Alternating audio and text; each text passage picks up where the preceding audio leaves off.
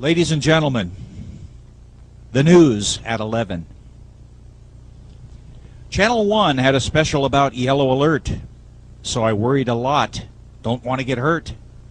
Channel 2 said the flu was going around, so I got a flu shot and went out of town.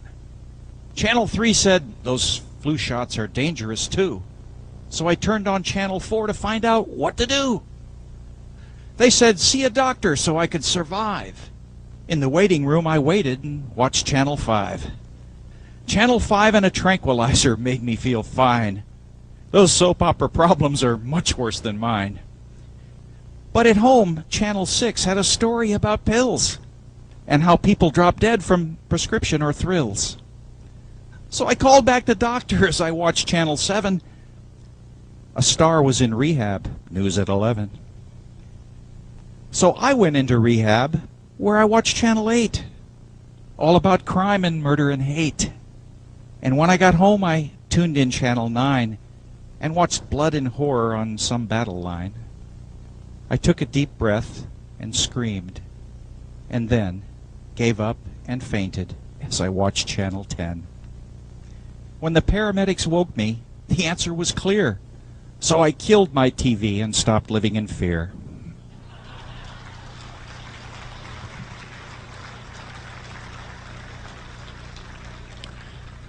That's another one of the wonderful new poems from Lori Boxer's new book, Swamp Gas. These are available for sale at the Congress Book and Tape. Wonderful stuff. Lori, are you in the room? Lori, if you're in the room, stand up. There she is. Okay, let's give her a hand. This is the young lady that writes these marvelous poems. Okay, ladies and gentlemen, our next speaker, he doesn't need an introduction. I mean, he really doesn't. New York Times best-selling author. He had his book, Crossfire, made into the film, as you all know, on the Kennedy assassination. He's written the #1 selling book ever on the alien phenomena, alien agenda.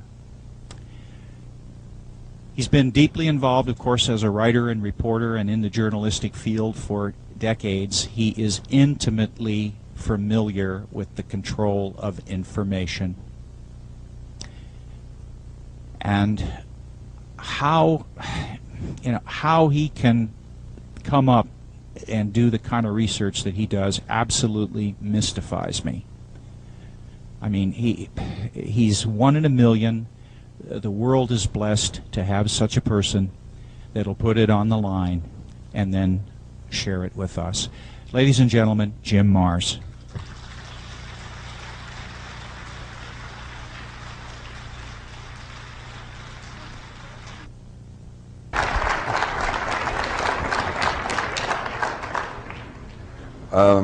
Hopefully I'm on this mic, so that way I can move around. Okay. It is a distinct pleasure to be with you. There we go. It's a distinct pleasure to be here with you folks today. I guess from Texas we'd say y'all. If I was from a little further north, I'd say yous guys. But it really is because I kind of consider you all home folks. You know, I feel like I'm kind of here preaching to the choir. You people are the ones who come out of your homes, turn off that TV, that daily drumbeat of fear and depression, and actually come out to try to find out what's really going on. So today I'm going to try to share some of this. We got a lot of ground to cover, and I may just get to rattling. So if you miss something, buy my book. Yeah, a few unabashed plugs here. Before I launch into the program, which is going to be about rule by secrecy, and for those of you who have read the book, I've got a PowerPoint program here that I hope will make it even be more graphic for you, maybe even more understandable. Plus, I have a very, very important piece of information that is not in rule by secrecy because I did not find this out until after publication. But before we do that, I want to tell you about something that I've recently come up with that, to my way of thinking, is a true smoking gun in the field of UFOs. I recently completed a little documentary, Aurora, the UFO crash of 1897. Before Roswell, before the Foo Fighters, there was Aurora. And this one actually was documented in the newspapers of the time. Now, you will find an account of Aurora in my book, Alien Agenda. But at that time, I had gone into the old Fort Worth Star-Telegram, into their microfilm, and had, many years ago, back about 1973, and had found the story. And like an idiot, I didn't copy the whole thing. I just jotted some notes. I can still remember the memorable line. It said, the pilot, comma, who was not of this world, comma, you know, just like you might as well said, you know, who had red hair. Very, very blasé about it. And then later, the story I quote in Alien Agenda is the story that I got from the Dallas Morning News, which of course is still in publication. But all I'd had up until about 2 weeks ago was a copy of the story. And I won't bother you with the story because it's in Alien Agenda and it's been reprinted other places. Now, the debunkers cannot say it wasn't in the newspapers at the time, because it was. So their argument is that it was just a hoax story, and that it was planted there by Judge Proctor, who was a little bit saddened because the railroad had bypassed Aurora, which up until about 1897 had been a fairly thriving town in North Texas, and it was kind of dying on the vine, and he was trying to drum up some excitement for Aurora. Okay, that's plausible enough, and I certainly paid attention to that.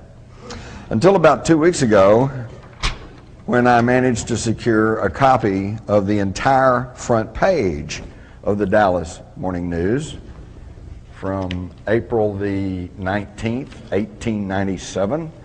Main headlines talking about the great aerial wanderer. There are 16 stories on this front page, and every single one of them concerns the large silver cigar-shaped object flying over Texas. Now this, folks, is in the spring of 1897. This is 7 years before the Wright brothers flew at Kitty Hawk. This is 7 years before the first powered balloon flight in the United States, the California era, and also in 1904. These reports range from the Oklahoma border as far south as Austin, Texas. And it's really incredible. Wortham, Freestone County. Captain John A. Lilly, a prominent and respected citizen of this place, a Mexican War veteran, claims that he saw the mysterious airship last night at 9:30. He said it was going straight up. Kind of leaves out a meteor, doesn't it?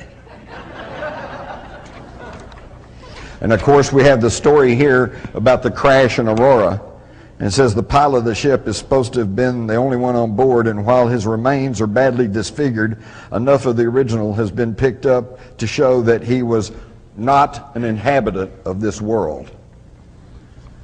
I'm telling you folks, this was recorded years ago, and I have some copies of this front page.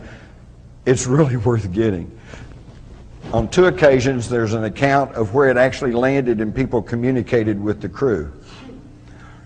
One time they were told that this was a secret invention that had been developed by an inventor in mid-state New York, and that he and 2 assistants had taken off to test it, and it was such a success that they soon found themselves over Indiana. So they just kept going and ended up in Texas. And they said, well, now don't say anything to anybody, don't spread the word about this, because when we get everything patented, we're going to release this and it's going to revolutionize transportation. But in the same story, from a different place, we have a fellow who says it landed and they told him that they were from the North Pole, in a strange and ice-free area up there where their ancestors had settled, and that they were developing this technology. Now, an even stranger story, this one to me is a tip-off that something's going on. and this is not in this Dallas paper, but in the old Fort Worth Register, there was a story of a railroad track inspector who it was getting late in the evening. He was about to turn back, head back to the city, when he saw a bright light up ahead, and he went up to investigate, and he said there was a large silver cigar-shaped object sitting on the railroad track, and that there was some crewmen around in blue uniforms. And said the captain came up and talked to him and told him that they had to stop, make some repairs to their craft, and that not to say anything about this because they were on a secret mission. He said the craft was full of dynamite, and they were going to go bomb Havana.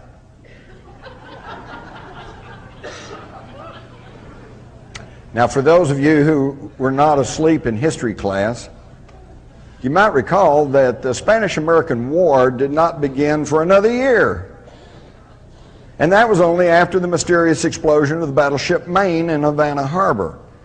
So what's going on here? Why would somebody a year previously, how did they know we were going to have a war with Cuba, with Spain that included Cuba? This may have to do with what John Spencer, who wrote the UFO Encyclopedia, calls cultural tracking. And this is that the inhabitants of these craft have the ability to mask themselves, cloak themselves, if you will, and give the appearance of the technology at the time. The fellow who was told that this was a device that had been developed in New York State was told that it ran by electricity. Well, of course, today that sounds pretty antiquated. But keep in mind, 1897, rural North Texas, they didn't have electricity. Only big cities had electricity, and it was still kind of a new marvel. And there's some support for this argument because early on, back in the 50s, when contactees were first talking about being taken aboard these craft and stuff, they talked about these rotary dials with numbers on them, okay? Because that was our technology. Today, we have people, experiencers and abductees, who say that they've seen these LED things like the watches and clocks we have today, because now we have that technology. So it's really kind of an interesting aspect of this whole thing. But I wanted to share with you all the story of Aurora because it is becoming more and more documented in the tape about Aurora, and I apologize, this is not a Hollywood production. This was made on less than a shoestring, but the information is there, including interviews with people, descendants of people in Wise County who were there and observed what was going on. And of course these are available, and like I said, you can get a copy of this front page. If you have friends and relatives that are skeptics and said, "Why, there's nothing there," show them the front page of the Dallas Morning News, 1897. One other quick thing, I just have to put in a little plug here. I don't have to remind you of the war rattles and the saber rattling that's going on today in regards to Iraq and also North Korea. I'd just like to quote you from President John F. Kennedy. And this was back at the time of the Cuban Missile Crisis, when people were actually pointing real missiles at the United States. Now, if there was ever an excuse for us to threaten war with somebody, that would have been it. Today, what have they found? A few empty artillery shells and some, you know. President Kennedy said, "The United States, as the world knows, will never start a war. We do not want a war. We want to build a world of peace where the weak are safe and the strong are just. We labor on, not toward a strategy of annihilation, but toward a strategy of peace." Think about that, folks. How far have we come? From a leader who epitomizes peace and the seeking of peace through strength, to a leader who says, if you don't like what we want to do, we'll just come kill you. It's amazing. Now, how many of y'all have heard of the mystery of Rennes-le-Chateau? How many of you really truly understand what that's all about? Stick with me. I think I'll help put this together for you. How many of y'all are familiar with the work of Zecharia Sitchin? Okay. Stick with me. I think I can tie this together for you. But first, we're going to have a pop test. Everybody got pencil paper number 1 to 10? No, you don't have to do that. How long did the 100 Years' War last? Anybody? 116 years. You get the gold star. 116 years for the 100 Years' War. What color is a purple finch? It's red. Okay? Which country makes Panama hats? Ecuador. Where does the term America come from? Ah, some of you all went to the same high school I did. Amerigo Vespucci, the Portuguese navigator, right, whose name became associated with this new world of America. Wrong. Bzz. No. That story came from a monk, German monk, who lived on the Franco-German border back in the 1500s, named Martin Walsemüller. And good old Martin, I don't think he probably ever got more than about 25 miles from his home in his life.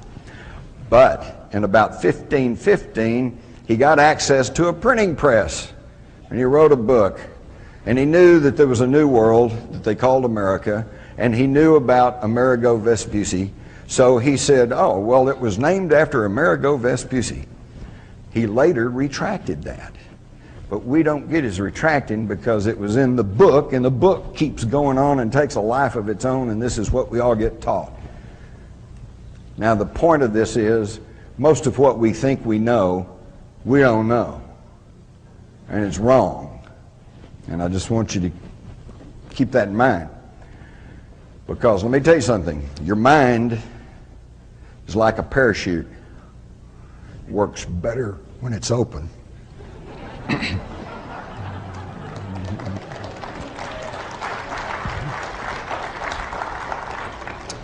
All right, now to try to hurry on through this. I do fine until I get up in front of people. I guess y'all make me nervous. You notice how nervous I am. Ruled by secrecy, the hidden history that connects the Trilateral Commission, the Freemasons, and the Great Pyramid. Now, I hate going to places where they put up something and then they read it to you. Hey, thank you, I can read just fine.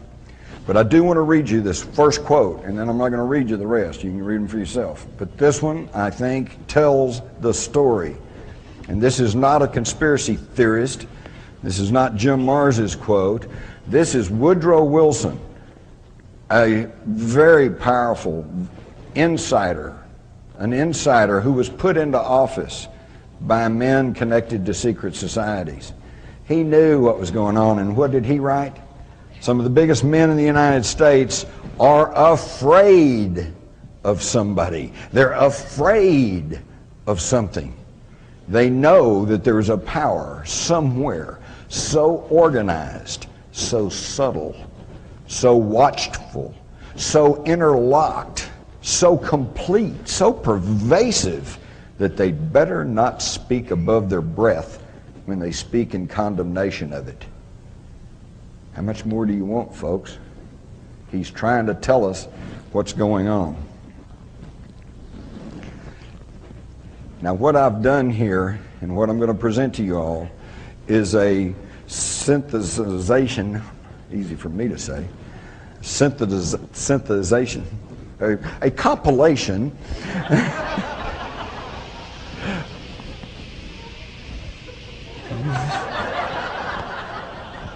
maybe they're landing, I don't know, of more than 300 books. And what I'm going to be trying to show you today is bringing together two heretofore believed unconnected topics of research. And this is going to get interesting in the coming years because most of you have been at this UFO research game for a long time. And when you started off, it was most people just really laughed and snickered at you. Today, some of them still do. but some of them don't. Today there's a rising and growing acceptance that there's something out there and that we're probably not being told the truth.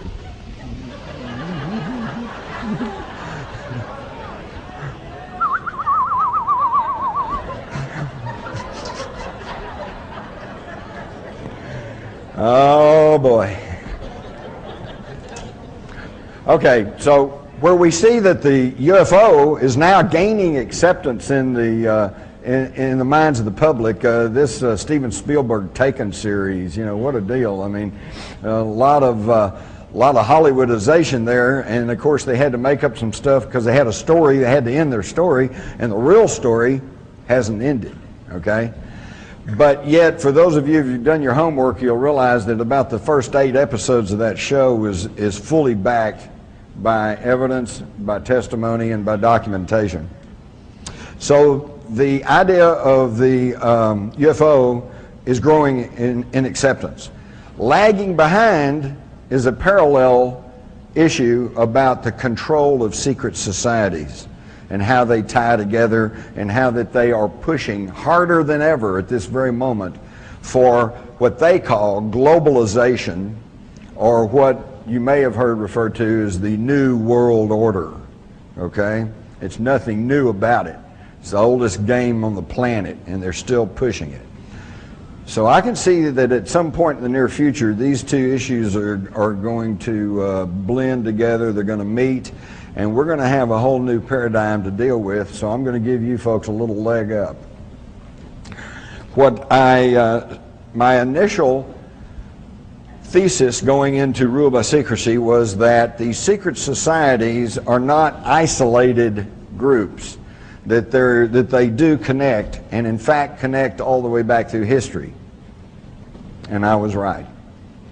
And you can read all about that. So I'm going to quickly run you through the modern secret societies and how they connect, and I'm going to try to do this as rapidly as possible to get to the really good stuff. And some of you all are going to start saying, well, what's this got to do with UFOs? Bear with me, and I think you'll find out.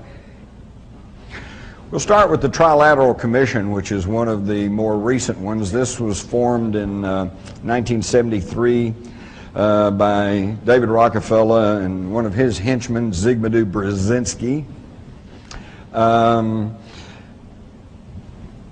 And it was obviously an outgrowth, an extension of the even older and more secretive Council on Foreign Relations, because David Rockefeller and Brzezinski were both members. All 7 original members of the Council on Foreign Relations were members of the, 7 members of the Trilateral Commission were members of the Council on Foreign Relations. So it's safe to say that it was simply a little more open, a little more public, extension of the Council on Foreign Relations. What it also did was, because of its name, trilateral, which refers to the trilateral nations of Japan at that time, to include China now, North America and Europe, the trilateral nations.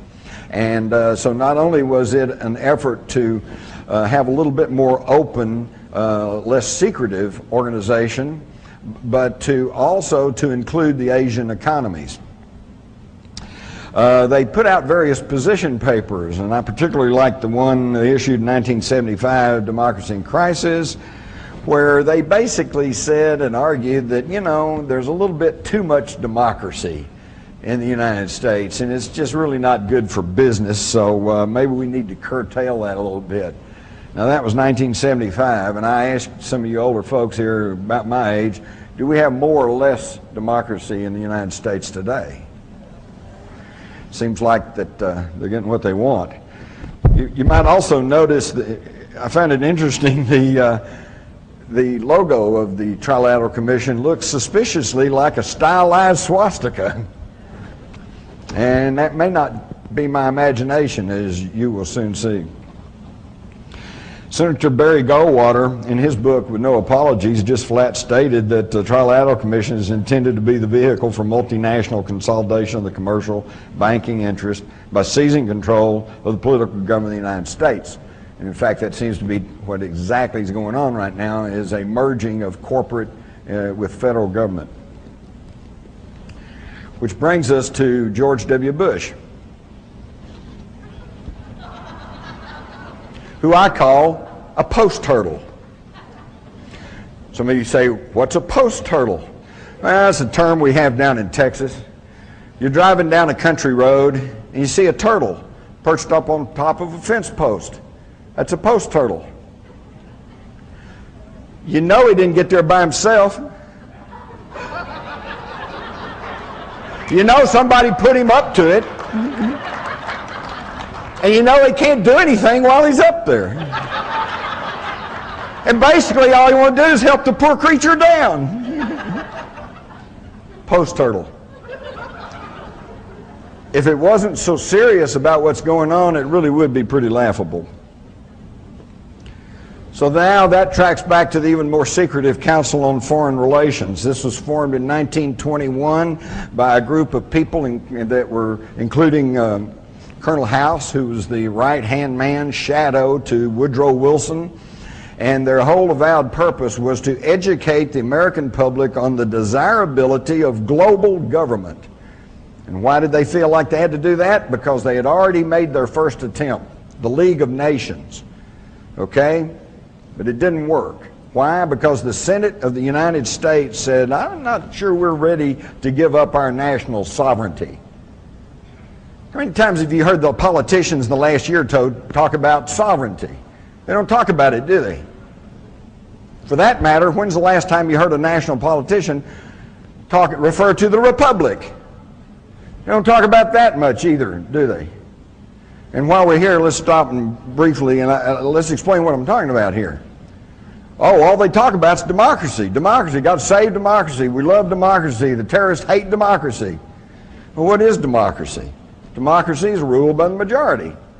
What's the primary example of democracy in action? A lynch mob. Okay? Everybody says lynch him, so they do. Folks, this is not what we were handed by our ancestors. This was never intended to be a pure democracy. What we are supposed to have in this country, with its Constitution, its Bill of Rights, is a democratic republic. Now, what's the difference? In a pure democracy, the lynch mob. Lynch him, okay? You string him up. In a democratic republic, you have to go through a system of laws, checks and balances, courtroom procedure. You have to give the guy a fair trial. There are certain procedures and laws that you have to follow. He has the right to meet his accuser. He has the right to defense. He has the right to cross-examine the evidence and the witnesses against him. And then if he's found guilty, then you can hang him. Okay? That's what we're supposed to have. And this is not what we have now, is it? Now they can grab you, lock you up, and if one man, John Ashcroft, who's up until 9/11's whole claim to fame was throwing covers over the bare breast of statues in Washington, D.C. because he was upset. Oh. Talk about a boob. I didn't say that. But on his word alone, you can be declared an enemy combatant and held without trial and without legal representation. They are stripping the liberties that we are guaranteed in this country. And it really is amazing to me, because if Osama bin Laden was indeed behind the 9/11 attacks, and there's still been no real proof that he is, but if he was, and if his goal was to destroy a democracy and to end our freedoms, he succeeded, hadn't he? But we know that some bearded guy over in a cave somewhere is not responsible for everything that's going on in the world today. Who's responsible are these people. Who's responsible are these people who have been working at this for hundreds of years. What's interesting is, notice, oops, they just cut the graphic. Can we put the graphic back up real quick? If you'll notice, over here is the CFR logo with the rider on the horse and the Roman, Latin inscription. And over here is a medallion of the ancient Knights Templars. Looks pretty close, doesn't it? Same deal. And the same objectives are going along.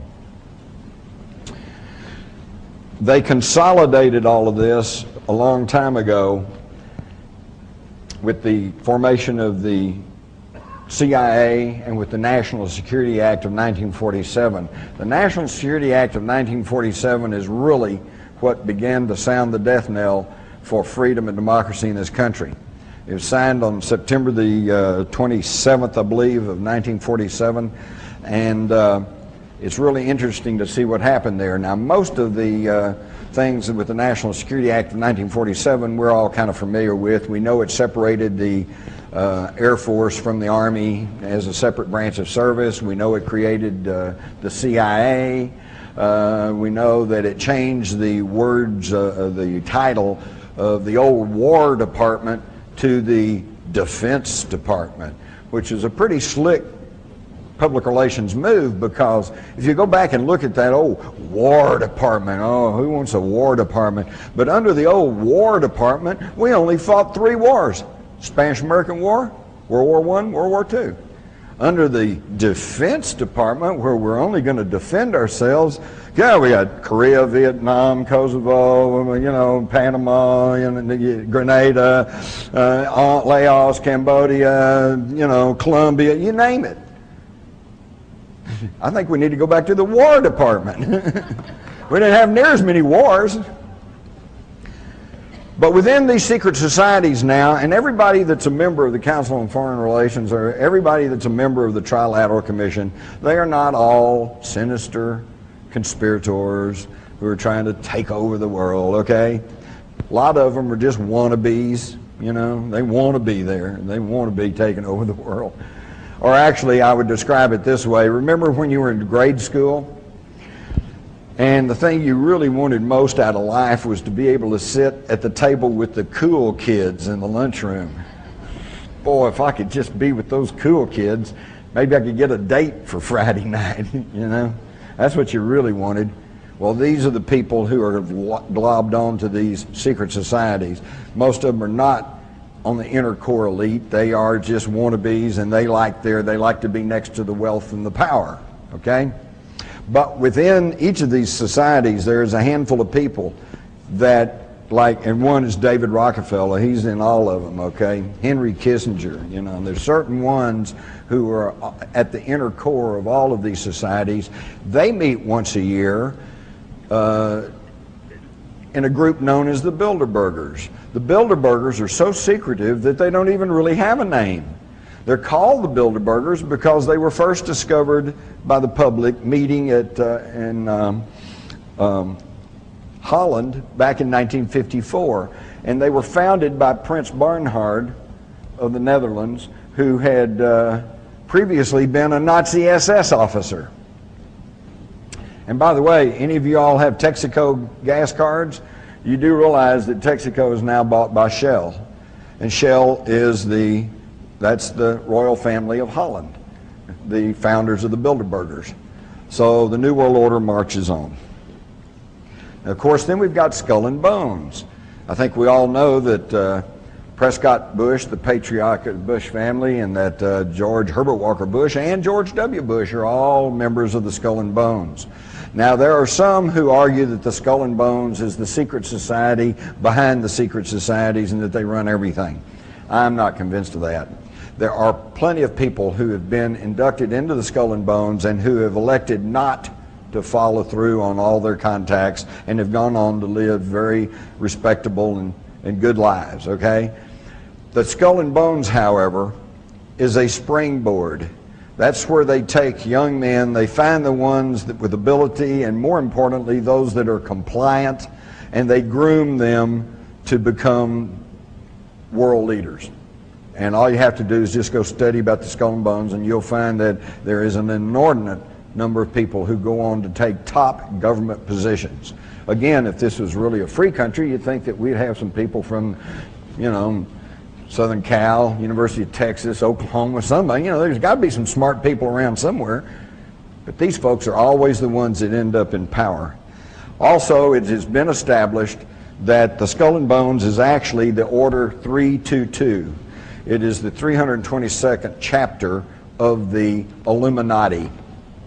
This was published in the New York Times. Now we get to the question of how come you don't know all this, and that gets back to the control over the media. First, you have to understand the media cannot control these people, these secret societies cannot control all the editors and all the reporters across the country. No, they control the media through the distribution of the information. Just in the past several months, there have been some massive anti-war demonstrations taking place in California, in Denver, in Washington. And most of you have heard little or nothing about them. And when you did hear about them, 30,000 people gathering. Try 500,000. There have been massive demonstrations in England and in Germany, and you very rarely hear about that. This is because they control not the editors and publishers, but the distribution of the information. And how do they do that? I've listed two here, Time Warner and Disney. There's another couple that I could mention. Viacom is another one. Vivendi is another one. Clear Channel is now buying up all of the radio stations in this country.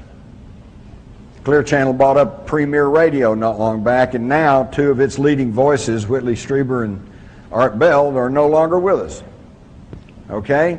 And who owns Clear Channel? Well, it's connected to the Carlyle Group. That's Henry Kissinger and the Bush family.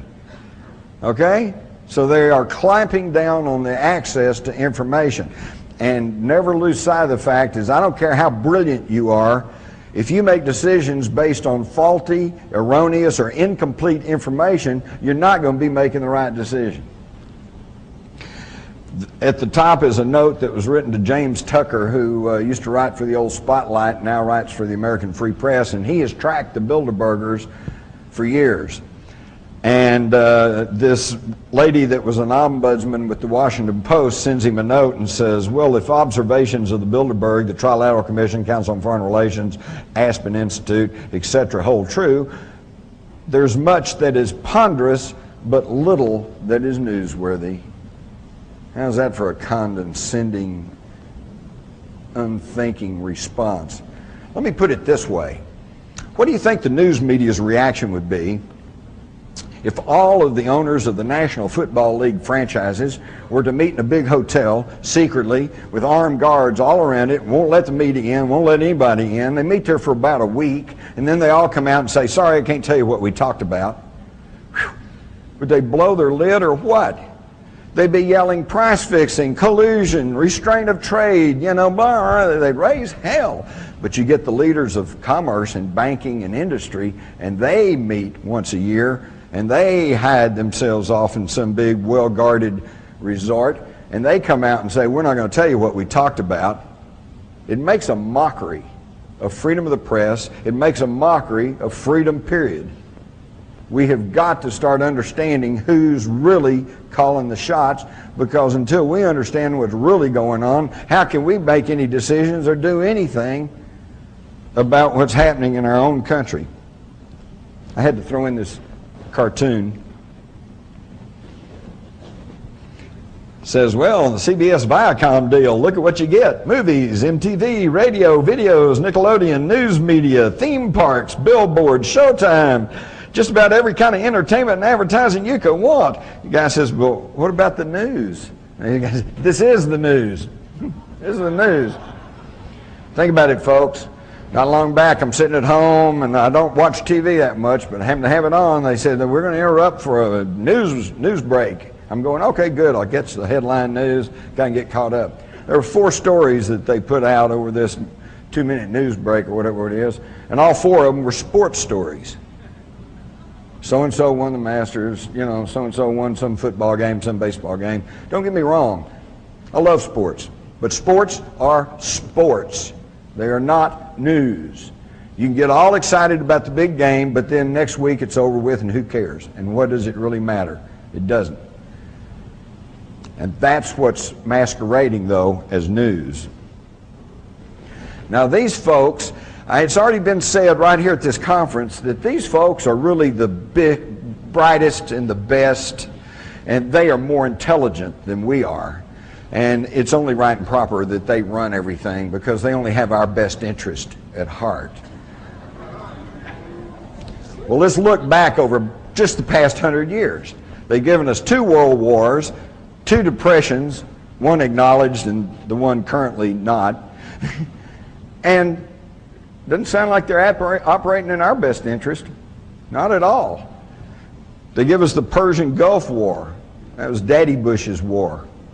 Drew his line in the sand. Just happened to be north of the Harkin Energy holdings of his son George W., who just by sheer coincidence, I'm sure, sold off the bulk of those holdings right before the invasion of Kuwait and made himself almost a cool $1 million by selling short on that. You think Daddy might have whispered in his ear? Oh, no, wouldn't do that, would they? Of course they would. And then the whole thing ends, just as everything's closing in. Got too much to cover here. I could give you the whole story. When the American ambassador goes to Saddam Hussein, April Glaspie, and she testified to this in front of Congress but didn't go anywhere, he says, we're going to go back to our original boundaries, which means he's going to take back Kuwait, which was illegally taken and carved out of Iraq in the first place by the British years ago, so they could get their hands on some of those southern Iraqi oil reserves. And he asked the American ambassador, you know, what do y'all think about that? And her almost exact answer was, well, I've been instructed to inform you that we consider that an Arab problem and we don't really have any thoughts on that. What does that sound like? Sounds like do what you want to do. And then the minute he sends his troops into Kuwait, oh, he's the new Hitler. All right, and the Saudis put up a $12 billion war chest hidden in a secret account in London for George Bush to use to prosecute the Persian Gulf War. It's a deal, folks. It's just a deal. They're all just deals. This whole thing right now. I'll tell you what I suspect. We all know this thing about Iraq is about oil. But why do we need the oil? We got plenty of oil in the United States, and we're not getting that much out of the Middle East anyway. And besides that, we now have our troops in Afghanistan, which means we now control the Caspian Sea oil reserves. Something that's been a big bone of contention for the last 100 years, ever since the Nobel brothers went over there and started production in the Caspian Sea area. When Hitler sent his Sixth Army charging through the Ukraine, they weren't going to capture Stalingrad. They were trying to get to those Caspian Sea oil reserves, but they got stopped at Stalingrad. It's been a big bone of contention. Everybody wants to get a hold of Caspian Sea oil. Well, now we have it. And Britain now wants their share. They want the Iraqi oil.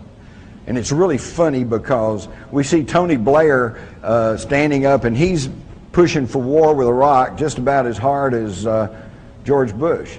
And we think, oh, our wonderful British allies, boy, they're with us through thick and thin.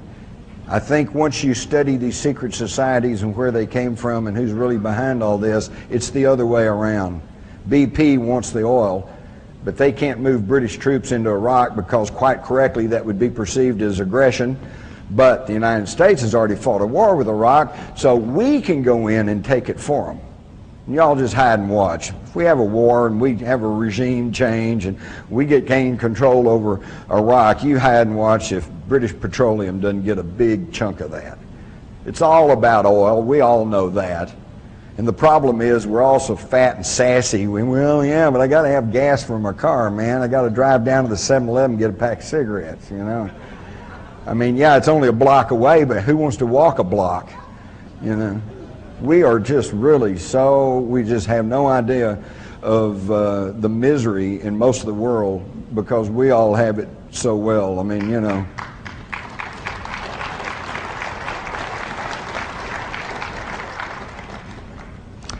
So it's all about oil, and my big complaint there is we don't need the damn oil, okay? We don't need to be on a petroleum energy basis anyway. There's so much other things we could be doing. Do you realize that with just some tweaking of the intake jets in your carburetor, you could be running your car on hydrogen? And hydrogen does not cause any pollution. And hydrogen is the most plentiful substance on the planet. Think about it. This is a water planet. H2O, 2 parts hydrogen, 1 part oxygen. We could be burning hydrogen. We don't even need the damn oil. But no, we're going to go over there and kill a whole bunch of people and probably our own troops. And look what's happening with the Gulf veterans right now. They're all coming down with all kinds of sicknesses, probably because of the contaminated vaccines they got. Also, the depleted uranium shells that were lying everywhere, giving them a radiation dose that destroys their immunization system, not to mention the oily smoke and petrochemicals hanging in the air. And do you think that a new war with Iraq's going to be any better? Never mind the massive casualties that Iraq's going to suffer. Wait till our guys come back in another 20 years and they'll be raising hell about their health problems. And what's the government going to do about it? I'll tell you right now, not a damn thing. Let me tell you something. When I was in the Army, this just really gets my blood to boiling when I think about this. When I was in the Army back during Vietnam, we'd get C rations, and in the C rations, along with the powdered milk and this, that, and the other thing, was a little packet of cigarettes. Get 5 little cigarettes. We always thought that was cool, free cigarettes. And those who didn't smoke would swap them around to those who did, and it was almost a medium of exchange. And that practice goes way on back even through World War II. Where do you think all those guys in World War II got the smoking habits? Because the Army gave them free cigarettes. And now under the Clinton administration, when some of these guys who put their life on the line to fight for freedom and democracy in World War II, and they start coming down with emphysema and lung cancer, and they go to the VA under the Clinton administration, they ruled that that was a self-inflicted disease and that they would not treat the veterans. That's shameful, folks. That's shameful. You give your soldiers cigarettes all through their career and then you won't treat them when they get a health-related problem? Unconscionable. But that's what happens when you let these secret society creeps run your country. Going back past the Gulf War, and now we get back to Vietnam, and Lyndon Johnson and his wise men, okay, he surrounded himself with about 12, 14 guys, and they were every one of them Council on Foreign Relations. In fact, Vietnam, the thing I never could quite figure out is why were we fighting 9,000 miles away from the shores of the United States? Well, let me tell you why. Because right after World War II, the Council on Foreign Relations published some papers that were saying we needed to gain control over the mineral resources of Southeast Asia, which at that time was called French Indochina. All right, but then in the spring of 1954, the French got defeated at the Battle of Dien Bien Phu, and they withdrew from French Indochina. Within weeks, John Foster Dulles, a founder of the Council on Foreign Relations, and who was then Secretary of State to Dwight Eisenhower, goes to the Philippines and creates something called the Southeast Asian Treaty Organization, SEATO. And he later explained that he did that to give the American president the legal precedent for intervention in Southeast Asia.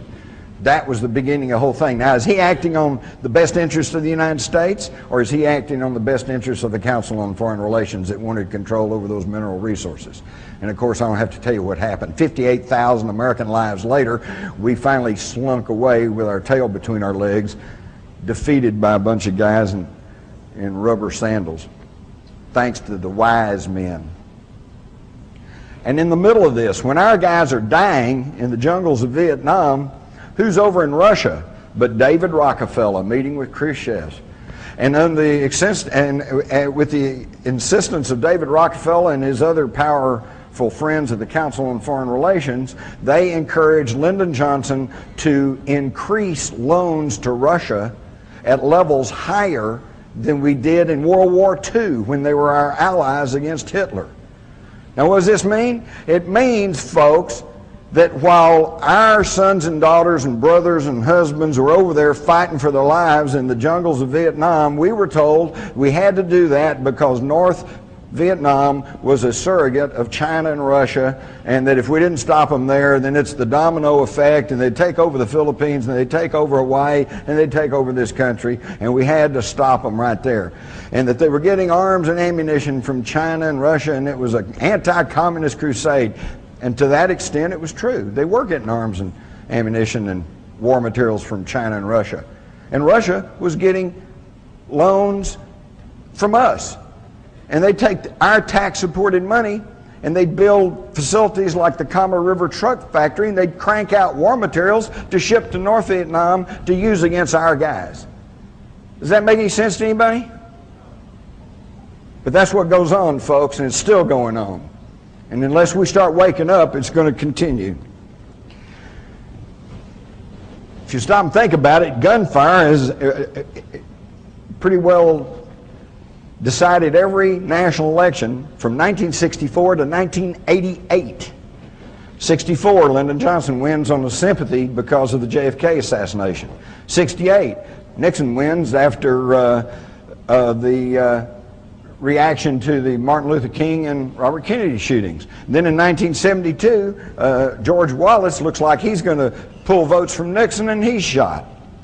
1976, Carter wins after there were assassination attempts on Gerald Ford, and then in 1980, Reagan is elected after an assassination attempt on Jimmy Carter. Jimmy Carter? You don't remember the assassination attempt on Jimmy Carter? Why, he had asked for national TV time in the late spring of 1979, and he was going to announce some sweeping changes in government, including curtailing the CIA. But then he goes to Los Angeles, and he's attacked by Raymond Lee Harvey and Oswaldo Ortiz. So Lee Harvey and Oswaldo were going to kill him in Los Angeles. There it is. You saw it in the Newsweek article, but you don't remember that, do you? Because it didn't get distributed in the news media. And right after that, he canceled his national TV talk, went to seclusion at Camp David, called in everybody up to and including Billy Graham, and said, "I've lost control of the government." And he was out, and Reagan was in. And 2 months after Reagan was elected, he's shot. And if that bullet had been that much closer, it had hit his heart, and we would have had George Bush 8 years earlier. People don't think about that, do they? Oh, well, I guess that's a conspiracy theory. Speaking of, you're going to love this one, the Reagan shooting.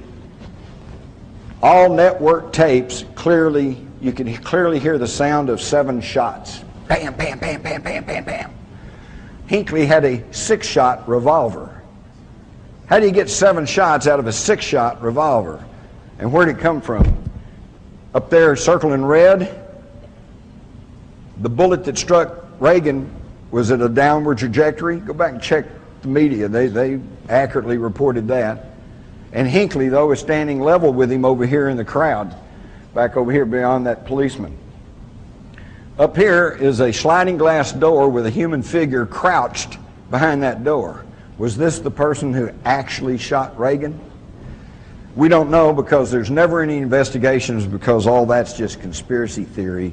But of course Reagan was shot, and for months the person who was really in charge was George Herbert Walker Bush.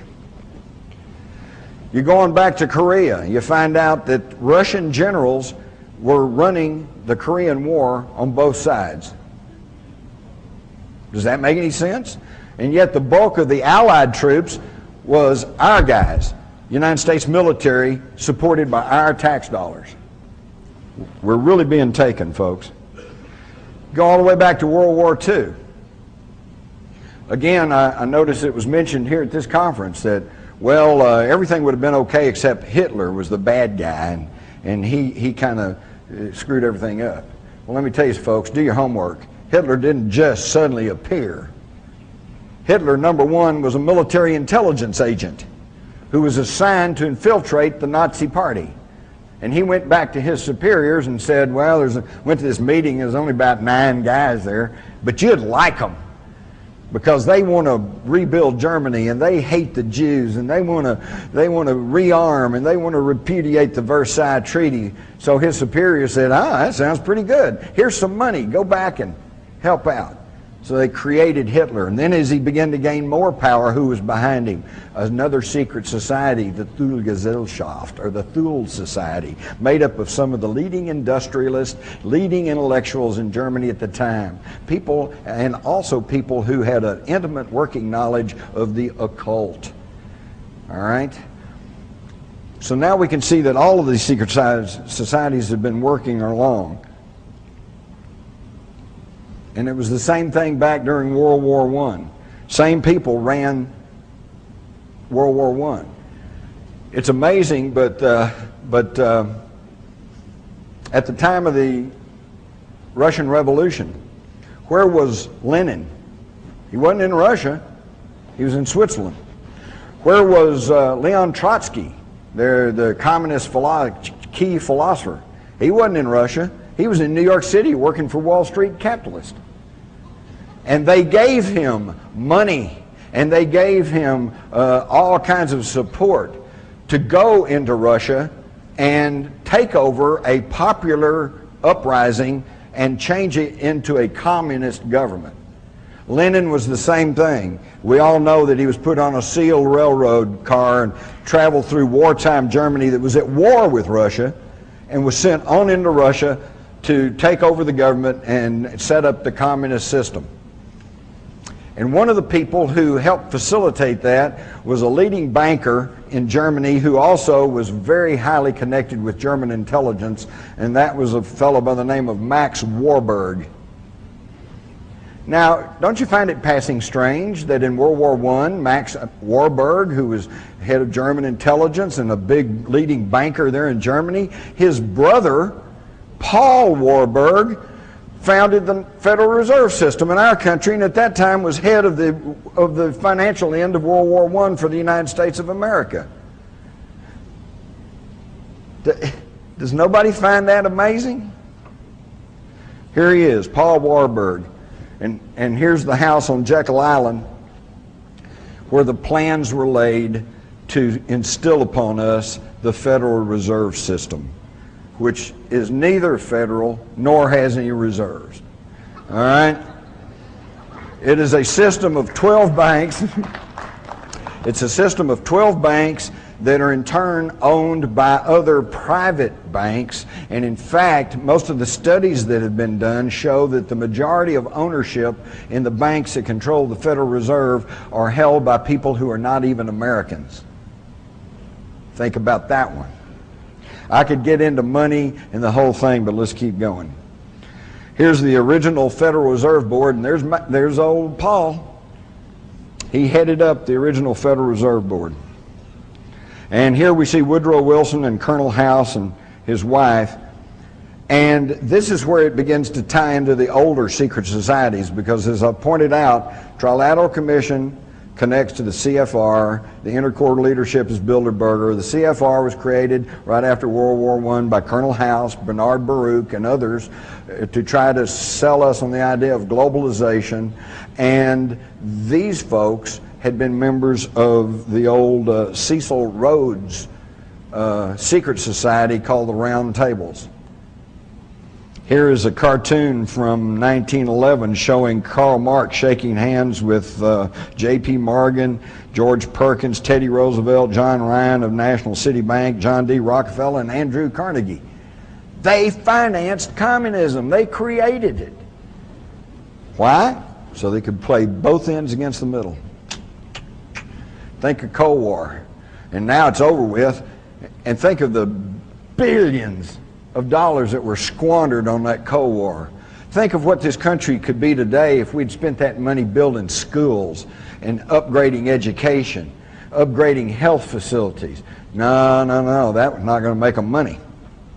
So see, back in 1911, those old folks knew better about what was really going on than we do today. And this is just a little graphic showing the New World Order and how that it tracks on down. You can take a look at that. I do want to mention the Hegelian dialectic. That sounds pretty fancy, but basically all it is just action, response, and then synthesis, whatever you work out. You all do this all the time. You and your wife or husband decide you want to go to the movies. One of you says you want to go see movie A. The other says, no, I don't want to see that. I want to see movie B. Okay? Well, the one who wants to see movie A, that's thesis. That's his thesis or her thesis. One says, I want to see movie B, that's antithesis or antithesis, the antithesis. Okay? Now, then you work it out. If you're like me and my wife, what we usually do is end up going seeing movie C, which is second choice for both of us, but it's one we can agree on. That is synthesis. And that's how it works. And all Hegel did was simply kind of work out this formula for human interaction. But where the secret society folks took a leg up on it is they figured out you don't have to wait for a problem and then offered a solution, and then how it works out is what you get. You create a problem. You create a problem, then you offer the solution, and then whatever's worked out, you got it.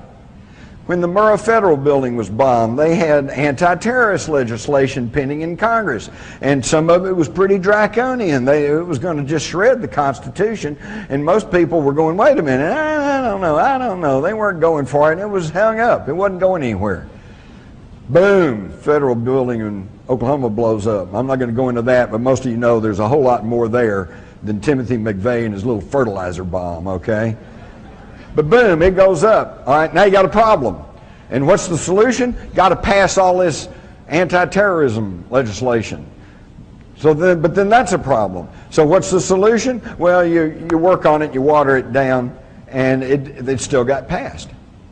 Not to the extent they originally wanted, but it got passed. And it's the same thing that we knew the communists did for years. 2 steps forward, 1 step back. 2 steps forward, 1 step back. This stuff they've rammed through over the past year, Homeland Security, Patriot Act. You hide and watch as the years drove on, unless they pump us up again with some other terrorist act, which they're liable to if we start balking at everything. But courts will begin to throw some of that stuff out, and the thing will start coming back into balance. Already there are 60 cities in the United States that have passed ordinances that are ordering their local police and law enforcement people not to enforce Homeland Security and Patriot Act provisions because they're unconstitutional.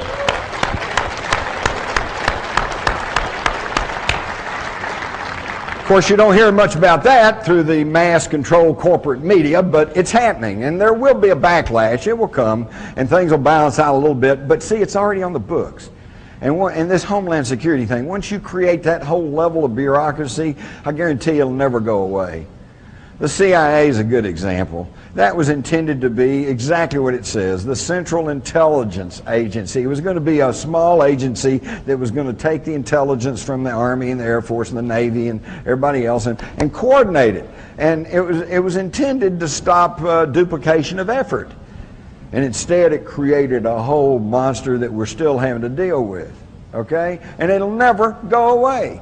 Homeland Security will never go away. We should never have passed it in the first place, but there was no debate, no talk.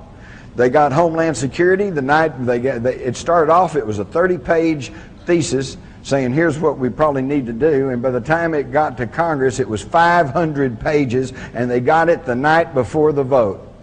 Now folks, I don't care how smart you are, you can't read 500 pages, absorb it, think about it, and make an intelligent decision. And I'll tell you, for that one fact alone, and I'm not even going to argue the merits of Homeland Security, but for the mere fact that your representatives passed a law that they hadn't even read, I think should be cause enough for a recall. You ought to throw every one of them out.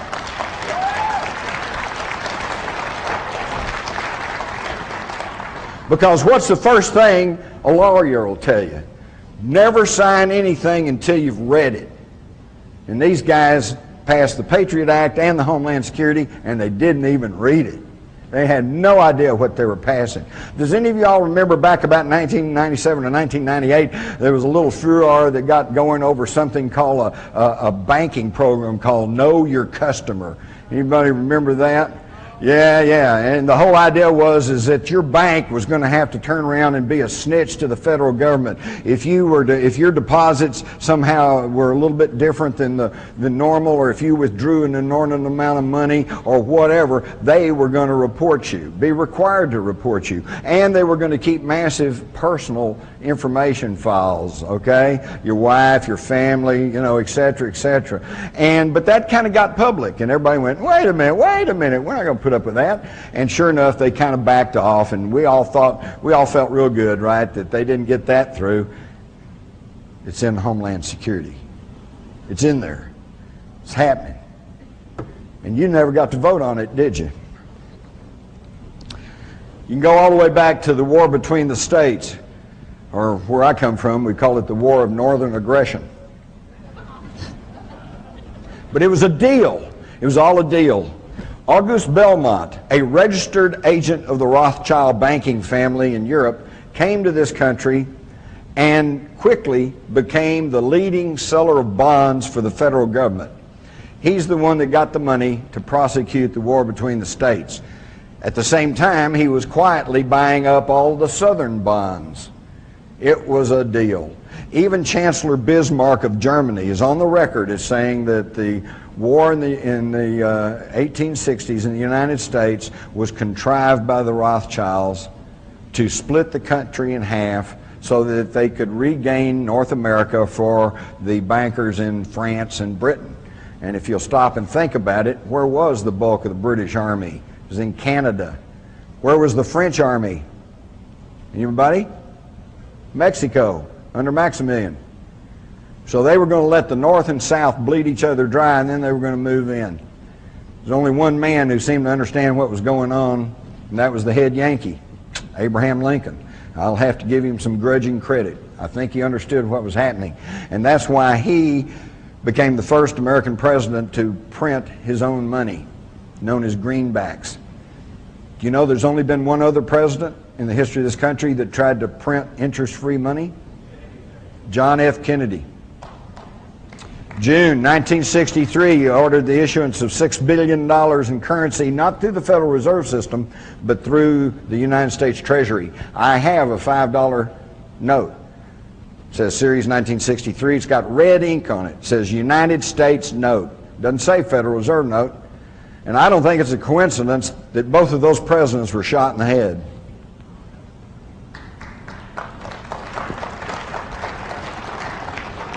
So now we can see what I call my pyramid of power. That's us down at the bottom. The poor, long-suffering public. Over us is the low-level political structure. There's your local city council, school board, and stuff. Most of whom are good people trying to do a difficult job. A few snakes in there, but you know, as we learned in the Army, there's always 2% that won't go along with the program. And your mass media. And this thing maybe that disturbs me most about the mass media, having worked in it, it's not that they're bad, it's not that they're liberal, it's not that they're conservative, it's that they're dumb and they're lazy, okay? They don't want to work, so they will not go out and really pursue a story or look past the superficial explanation. They just take the government handout and they run with it. And this really bothers me because, you know, I think about it in our own personal life. If you have a good friend and you find that friend is lying to you, then that upsets you. But that's a friend, so you try to forgive them and you try to rationalize and think, well, maybe they just didn't understand. Then you catch them lying to you again. Well, now it's going, boy, I don't know. Third or fourth time they lie to you, they're no longer your friend, are they? I used to just say, I don't want to have anything to do with that person. He's a liar. Well, the government has got caught lie after lie after lie after lie, and still they come out and say something and the news media just runs with it as if that's the gospel. And then it takes 6 months, 6 years, 40 years for us to find out that it was all a big lie. Then you come on up to your military intelligence agencies and your high-level political structure. Then you come on up to the multinational corporations and the hub of the New World Order, the United Nations, and it's now military arm, NATO. Okay, and then you come on up through the Council on Foreign Relations, and you notice they're not even at the top of the pyramid, because you get up higher and it even gets higher, and then you get up to John Coleman calls the Committee of 300, others call the Illuminati, and then you got a big question mark, because who's telling those people what to do? Now we start into real history. I'm not going to really belabor you about Freemasonry other than to tell you that you might want to be aware that the first third party in the United States was the anti-Masonic Party. And they broke the back of Masonic Freemasonry back in the early 1800s, and it never quite recovered until after the Civil War. Within Freemasonry, this isn't my theory, this is what Masonic historians and writers will tell you, if they're honest. There's a huge outer circle. Well, first let me say this. There's a tremendous difference between European Freemasonry and American Freemasonry. The European Freemasonry is much more sinister and has much more ties to politics and to the Illuminati. But the North American Freemasonry is much more of a kind of a fraternal order, and they do great things. Their burn centers are wonderful. But within Freemasonry, in both sides of the ocean, there's an outer circle, and then there's a little inner core circle that knows what's really going on and what their agenda really is. Now, don't bother to ask a Masonic friend if that's true, because he will tell you no. And that's because he's either part of the outer circle, in which case he really truly does not know that there's an inner circle, or he's part of the inner circle, in which case he's taken a blood oath never to reveal that. Okay? But Freemasonry is where a lot of these thoughts, ideals, and knowledge has been passed along, because the men who made up Cecil Rhodes's roundtables, which were the progenitors of the Council on Foreign Relations, Trilateral, etc., were Illuminized Freemasons. They were Freemasons who had been instilled with the knowledge and with the agendas of the Illuminati. And what was that? Where did they think they got all this from? Well, here's Manly Wade Hall, a philosopher, a much studied occultist, and a very high-ranking Mason. And he says, in the remote past, the gods walked with men, and they chose from among the sons of God the wisest and the truest. And these they labored with, preparing them to carry on the work of the gods after the spiritual hierarchies themselves had withdrawn into the invisible worlds. With these specially ordained and illumined sons, they left the keys of their great wisdom. These illumined ones founded what we now know as the ancient mysteries. George Washington, big Masonic. So they're passing along the ancient mysteries through Freemasonry. By the way, if you think that the Illuminati is just something you can laugh at and just some kind of boogaboo, here's a letter in 1782 from George Washington where he said, "It was not my intention to doubt that the doctrines of the Illuminati had not spread to the United States. On the contrary, no one is more fully satisfied of that fact than I am." These guys knew more about what was going on than we do today with all our modern technology and all our electronic communications. I could spend a whole program talking about Washington, D.C. and the layout of the streets and how it was all built by Masons, and that how the floor plan, street plan of Washington parallels Virgo, which has always been associated with the Egyptian goddess Isis. Okay? So these people, and by the way, if you're not aware of this, some of you are, some of you aren't. Every time there's a space launch, okay, it's always at a certain time and in a certain manner to conform with astrological numbers. Okay? Somebody somewhere still has a great concern about the stars and what's happening. All right, there in Washington, D.C., there are 23 major zodiacs in that city, more than any other city in the world. One other thing you're going to love, I don't think it's not on this map. In the earliest plat of Washington, D.C., all the lots are numbered except one. You get up to 665, and then it jumps to 667, 668. So what's missing? 666, 666. And guess what sits on that lot today? The capital of the United States. Now, it's accepted by historians that the French Revolution was fomented by the Illuminati. And here's a picture of Adam Weishaupt, who founded the Bavarian Illuminati, and he was only carrying on traditions and knowledge that came from even much older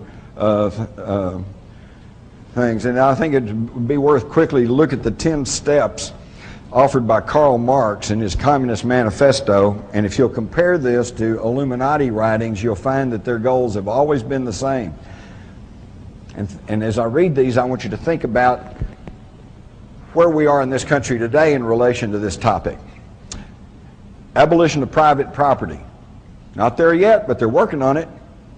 Now we got wet zones and United Nations zones and whatever. A progressive or graduated income tax. Well, we got that. Abolition of all inheritance. They're working on that. Confiscation of property of dissidents and immigrants. Homeland Security's got that taken care of. Creation of a monopolistic central bank. Well, that was done back in 1913. Centralize all communication and transport.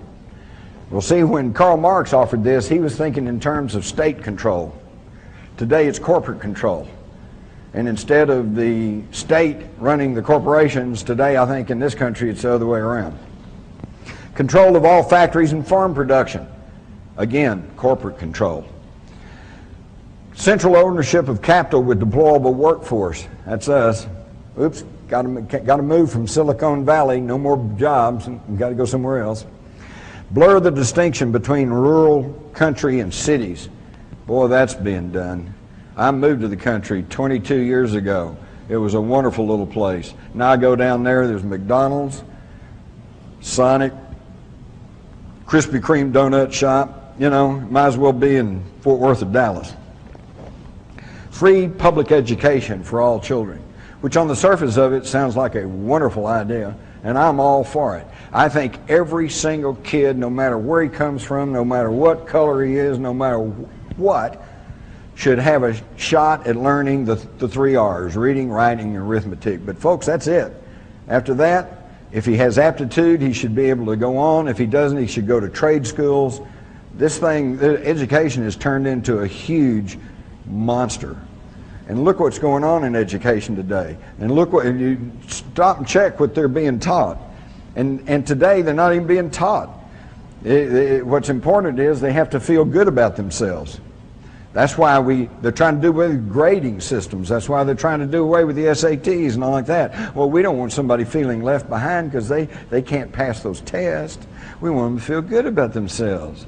Well, all I can say is how good about themselves they're going to feel when they're 50 years old and all they can do is sit on the street corner and sell pencils. You know, you got to have that education. And they're not getting it. The dumbing down of America is not just a catchword. It is actually happening. So all of these things that were advanced by the Illuminati long before even Karl Marx are all agendas that are still being pushed along on us. And where did they came from? They came from the Knights Templars, who built these wonderful cathedrals such as Chartres that has stained glass in it that is so luminous that modern science cannot explain how they do that. Here's some of the stained glass from Chartres, and you can also see the similarities between the Chartres at the bottom and the Al-Qaeda Mosque in Jerusalem's Temple Mount. They brought back knowledge from the Middle East. Again, look at the striking similarities between these Egyptian artifacts and artifacts in Jerusalem. You've got a black Madonna that you still find in southern France compared to Isis. Over here you've got the winged person from Egypt, and another one that was found in a 9th century BC Jewish palace. It's all the same information, folks. It's all the same. We've been taught that here's all these different empires and civilizations. It's all a continuation. This is a great one. At the top, of course, you can see the famous Egyptian winged disc that Sitchin and others says probably represents the planet Nibiru. And in the bottom is a crop circle. Probably a hoaxed one, but it shows that somebody's still thinking in terms of the winged disc. Now this brings us to the mystery of Rennes-le-Château, and for those of you that have read Holy Blood, Holy Grail, the Messianic Legacy and all like that, they go into this in great detail, but they never really quite just tell you what it really is, other than the fact that there apparently is some fabulous treasure buried over in the caverns and cave systems that honeycomb the foothills of the Pyrenees there in southern France. And I was there 2 years ago, and it is an amazing place. It really is, and the stories are all there. Poussin, the artist, apparently was onto some of these secrets, because in this painting up here circled in red, he seems to be giving us a fleeting glimpse of what? The Ark of the Covenant. So there's all of this knowledge that's being passed along. Here is again the Masonic and zodiacal street plans of Washington compared to the same. You see the same geometric designs being used to build Rennes-le-Château. Again, we see the same knowledge being passed down. Here's what you probably don't realize. Rensselaer Chateau is on the far left corner over here, and if you connect these holy sites, you have a geometric pentagram that encompasses a 40-mile circumference area. Any of you that have read Maurice Shaitlin's book know about the Maltese cross that is in the Aegean Sea that you can only connect by getting a map and connecting these sacred sites. Again, ancient knowledge passed along. Some of it lost, some of it gets distorted, but it's all coming down through the secret societies. And where did it all start? It started in southern Iraq, also known as Mesopotamia. In the Bible, it's referred to as the Chaldees or Chaldea.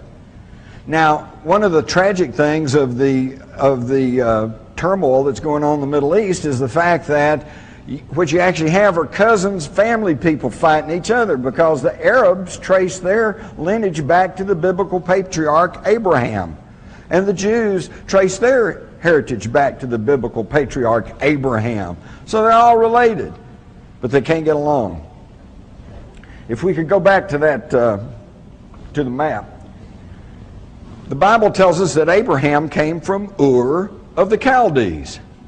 So he was not a Jew. He was not even a Semite. He was a Sumerian. And he had knowledge from the ancient Sumerian culture. And he brought that knowledge where? To Egypt. This is where the great Egyptian civilization got started, with the knowledge that was brought out of Mesopotamia. Now we get to the question, and now the rest of it, more knowledge was brought by Moses.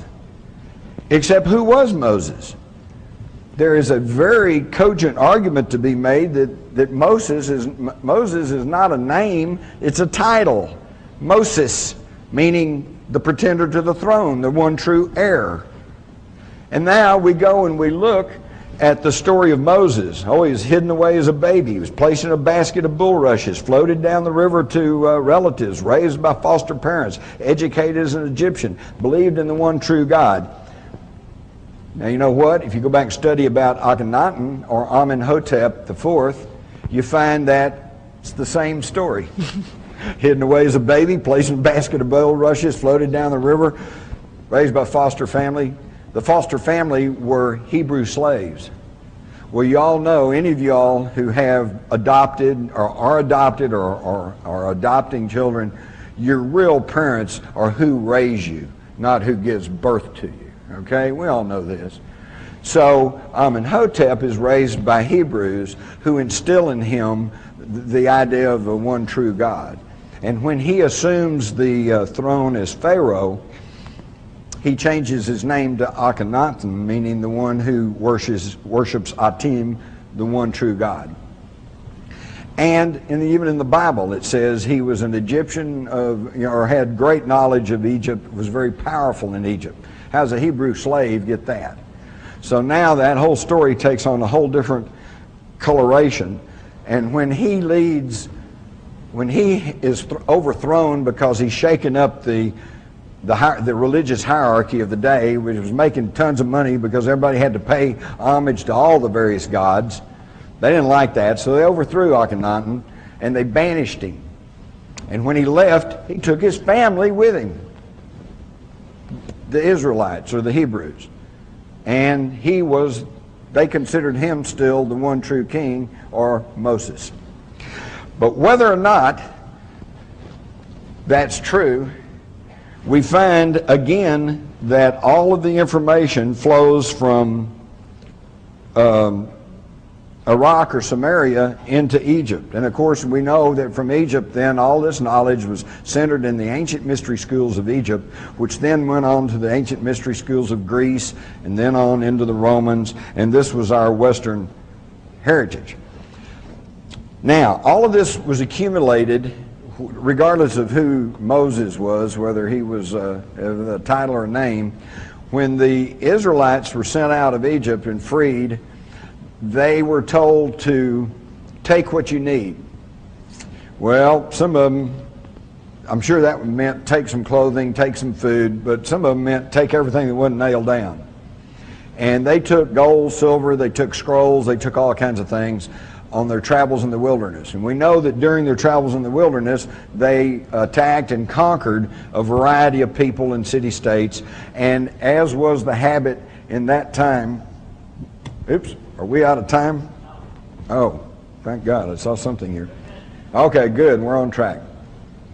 I got to wrap this up, though, because I know you're going to have some questions. So I'll make it quick. So they got this vast treasure hoard, gold, silver, but they've also got knowledge passed down from Samaria. And I'm sure they got tired of lugging all this through the desert. So at one point, Solomon built a huge temple. And part of it, of course, was to worship. Part of it was to house the Ark of the Covenant, their communication device for God, and to house and warehouse all of this fabulous treasure. So what happened to it? Interestingly enough, when the Romans took Palestine, they didn't just move in and conquer it. They worked a deal. They said, look, if you'll let us, you can keep your king and you can keep your lifestyle if you'll just pay homage to Rome. And they said, okay, and King Herod was installed, built his palace over the old, at the same place as the old Solomon Temple, there on the Temple Mount in Jerusalem, which is now, of course, a Muslim mosque, the Dome of the Rock. But then the Jews began to chafe under the Roman leadership, and in 66 AD there was a revolt. I'm sure it didn't just start overnight, and it didn't end overnight. The Romans then sent troops in, and they conquered the whole thing. Well, when they came in, they sacked Jerusalem, and they sacked the temple. King Herod's palace at that time, formerly the Temple of Solomon. But they didn't get everything, because the Jews knew what were happening, and they took everything they could and they buried it under the temple in a series of cave systems and stuff, and they carefully hid it away from the Romans. But the Romans nevertheless got a good portion of it, maybe even half or something, but they got a good portion. And what did they do with it? Well, they took it as booty back to Rome. 400 years later, Alaric the Goth sacks Rome. And again, as the way it happens, they took everything out of there. They took what the treasure, half the treasure of Solomon, and they took it back to their home stomping grounds, which was where? The Languedoc region of southern France. And they hid it in the cave systems down there. And this was both the wealth, treasure, and particularly the information and knowledge that was passed along to a group of people that became known as the Cathars. And the Cathars then were a thorn in the side of the Roman church because they had straight information. They had information that went contrary to what the Roman church was trying to put out, and that's why they never went along with their program. This, of course, gave rise to the Albigensian Crusade, where the Pope sent a papal army through the Languedoc region and murdered everybody that was suspected of being a Cathar. That's where the expression got started, by the way, when they besieged the town of Béziers. They sent a message back to the Pope and said, how are we going to know the Cathars from everybody else? And the Pope is supposedly told him, he said, well, kill them all and let God sort them out. And we've heard that same quote. I heard that during Vietnam. You know, how do we tell the VC from the Vietnamese? Kill them all, let God sort them out. So this, but they didn't, obviously they didn't kill all the Cathars. Some of the wealthy families there in southern France were Cathars. And they knew, because they had access to this knowledge, that the rest of the treasure of Solomon is buried over beneath Herod's palace in Jerusalem.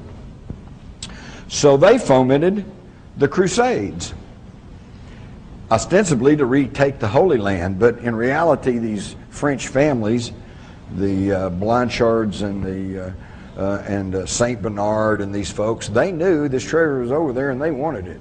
And so sure enough, in 1099 they conquered Jerusalem, and who shows up but 9 knights from southern France, all connected to these Cathari families.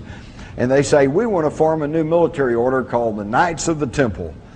And so King Baldwin says, okay. And so he allows them to form the Knights Templar. And they were supposed to be guarding the roads there, but they never did. What they did was excavate under the temple and regained the rest of the treasure of Solomon. Again, not only a treasure of gold, silver, and precious stones, but a treasure of knowledge. And they hauled it from Jerusalem back through Rome and back into the Landioch region. And now at this point, the treasure of Solomon is reunited and hidden away in southern France in the area of Rennes-le-Château. That's what the mystery is all about. That's the treasure. Now, whether Father Saunier ever actually found the treasure is open to question. I suspect not. But he knew that that's what it was all about. He knew that this was in the right area, and that's why he was suddenly wealthy and all these strange things went on with Rennes-le-Château. And this was just a picture of the knights that they showing their Maltese cross. And of course, then the Pope goes after the Knights Templars because he knows that they have dangerous information plus wealth. What happened to the reunited wealth near Rennes-le-Château? In March of 1944, Otto Skorzeny, the guy in the cap with the binoculars, leads a battalion of SS troops to southern France, working off of the notes and publications of a German named Otto Rahn, who had been to Rennes-le-Château several times in the 20s and 30s and had working closely with Heinrich Himmler and his SS group that was heavy and involved in the occult.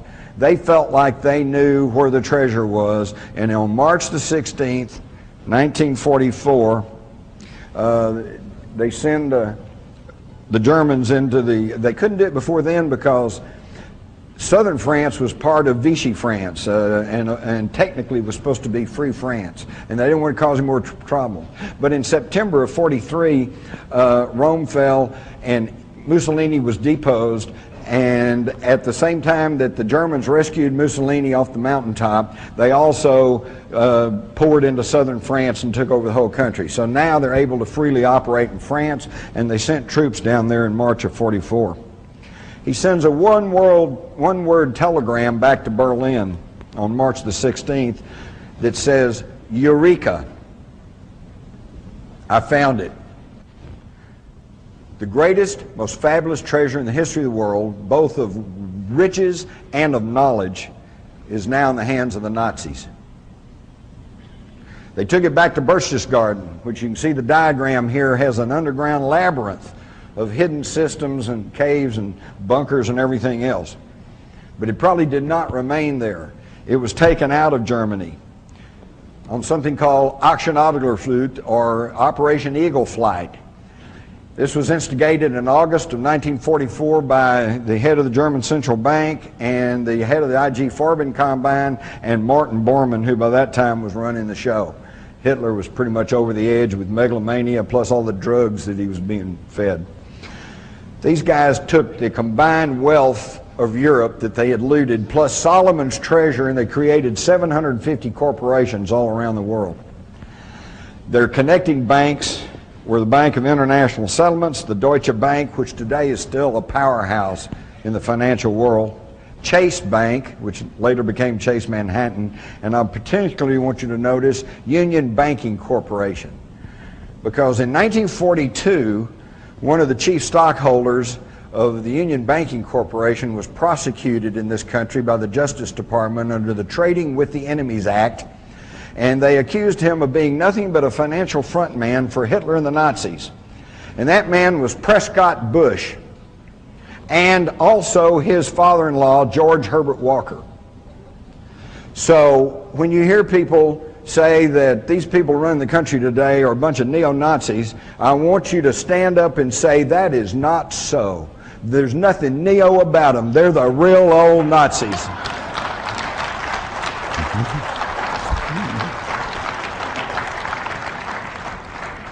And the attorneys for the Schroeder Bank, which was one of the chief connecting banking operations, was a law firm in New York, Sullivan and Cromwell, and their leading attorneys who worked with the Nazis was John Foster Dulles and Allen Dulles. John Foster Dulles, Secretary of State under Eisenhower, the guy that brought us the Vietnam War, and Allen Dulles, of course, who was one of the longest-running CIA directors, who then sat on the Warren Commission to determine what happened to John Kennedy. All roads lead back to Sumer. You hear about the Babylonian civilization, the Akkadian civilization, etc., etc. These were nothing more than just de-evolution of the original Sumerian civilization, and I'm not going to bore you with that, although if we could get the graphic back up, you might want to notice that in this ancient stele up here, circled in red, this dates back about 3,000 or 4,000 years before the Bible was ever written down, and it correctly shows the size and placement of the planets in the solar system. How'd they know that? Well, of course, we know how they know that. I'm not going to get into this. This is Sitchin's material. Others are now finding this out. 425,000 years ago, the Anunnaki came to Earth. And we know this because it was written down in ancient tablets that are still in existence. But where are they? Most of them are in Iraq, the one place you can't go. And we'll skim through this. You know, most of you know the story of the Anunnaki, okay, and how that there was wars broke out between them. We also know that they claimed that they took a primitive Earth female, shall we call her Lucy, and they manipulated her DNA, did some genetic engineering, and came up with a worker race, which I think goes far to explain the absence of the missing link. There is no missing link. He had Neanderthal, and then his DNA genetic makeup was tweaked, and then you had Cro-Magnon, modern man. We could go into the similarities of the names and the writings, but let's rush on through. It's also interesting that the ancient Sumerian tablets also give the exact same account of the biblical flood, with the only notable exception. There's two notable exceptions. One is that, of course, in the Bible his name is Noah, and in the ancient Sumerian tablets his name is Utnapishtim or something like that. The one thing I find that's a little bit different too, but really brought a light bulb over my head, I had always had trouble with this idea of two of every animals on board this ship. But I did figure out where they went to the bathroom. On the poop deck. No, that's terrible. But I never really could figure out. They got lions and tigers and sheep and goats, and they're all there side by side. How could that work? Well, in the ancient Sumerian tablets, it doesn't say they took two of every animal. It says they took the seed of every living thing. Oops, hello. Now I see, instead of a boatload of animals, you've got one little closet on board this ark that has DNA tissue in it. And they can reconstruct all of the, and you know that's going on right now? Do you know that they are storing away DNA tissue on plants, animals, everything on this planet? So if there is some sort of huge cataclysm, that they hopefully can rebuild everything. Now, what's also interesting to me is that how many of y'all are like Celtic music and all this good stuff? Yeah, it's kind of a fad right now. Are you aware that the Celts and the Druids did not originate in the British Isles? They migrated from Iraq, Mesopotamia. In fact, there were two mass migrations. One went up through the Caucasus Mountains, came in through Eastern Europe, ended up over on the British Isles. They were known as the Druids. And the primitive people who were there worshipped them because they had knowledge, they knew things, they knew how to do things. And of course the other came into Egypt, and from Egypt to Greece, and from Greece to the Romans, and then on into the Western civilization. In fact, the whole history of Western civilization has been one constant movement to the West. And when Europe filled up and the British Isles filled up, then they came to America, and the East Coast filled up. And during the 1800s it was one mass migration from the East Coast to the West Coast. And why? Why do these people keep moving? Historians, it's no mystery. They all admit why. To escape religious and political tyranny. In other words, somebody's been trying to get hold of us all of this time. but we're like trying to grab mercury or something. You know, you try to grab it, well, move. Move some more. But you know what, folks? We got a problem. There's no place else to move. And now they've got technology. And they know where everybody is. So here's just a brief rundown. You can see that you start with the ancient Samaria, and you can trace the knowledge and the attempt to control humanity right on up. And it's all the same thing. The pharaohs, the Caesars, the royalty of Europe, Hitler. What were they concerned with? The bloodline and the interbred. And they wanted to maintain the purity of the blood. There's something about that, and it tracks all the way back. So now, if we assume that these ancient tablets are telling us the truth, and that these spacefaring aliens landed on the planet all these thousands of years ago, then that begs the question. Did they all leave? Or did they all, or at least a portion of them, stay behind? It's an either-or thing. They either all left, or some of them, or all of them stayed behind. So which is it? I think we can find the answer. And we find the answer by looking at the historical record. If they all left, the whole written history of mankind should be just one unending, gradual evolution up to civilization. You know, hunter-gatherers to city-states to nations and all like that, with nothing in the record to show that there's anything strange or unusual going on. But that's not what we find, is it? Quite the contrary. The historical record gives us the answer.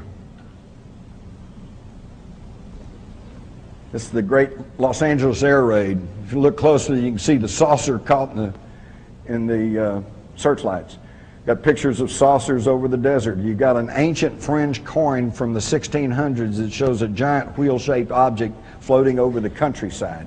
You've got alien autopsy. You've got the triangles. You've got a Billy Mayer picture over here in the crop circles, and of course the occult that's been with us all the time, which is just strangeness that nobody knew how else to explain. And of course, all of the sightings of UFOs, cattle mutilations, the whole thing. Somebody's still here. But if they're still here, then what's going on? I feel like there's three possibilities, because we have clearly established that there is a small ruling elite that wants to rule the world. And we've also established that these ancient astronauts apparently are still around. At least some of them are. So this leads to three possibilities.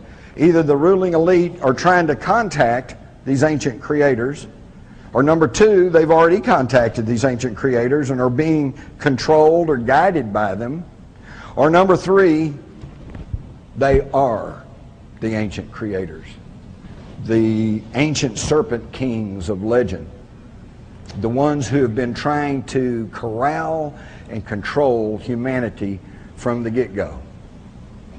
And now they're getting close to realizing this, because now they have the technology to do it. So now we have to ask ourselves, these people, these same bloodlines, these same people, what are the odds that the Bushes, who is the leader of the free world, and the Windsors, who are the leaders of what's left of the British Empire, what's the odds that these two families that are blood related, so you're actually talking about one family, are running the Western civilization? What are the odds of that? More details and ruled by secrecy. And I thank you for your time, and I hope I've helped put some of this together for you.